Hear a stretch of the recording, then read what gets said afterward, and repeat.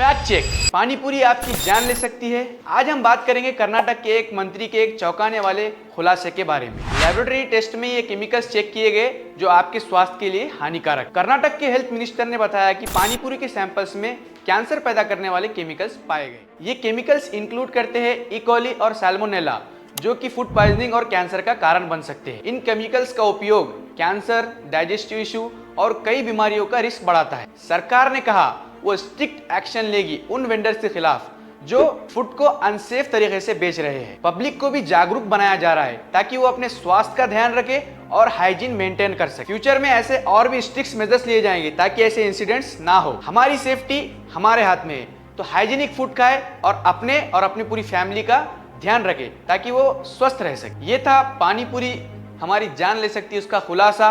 मिलते हैं इसी प्रकार के अगले फैक्ट चेक की वीडियो में। तब तक के लिए हमारे चैनल के साथ जुड़े रहिए।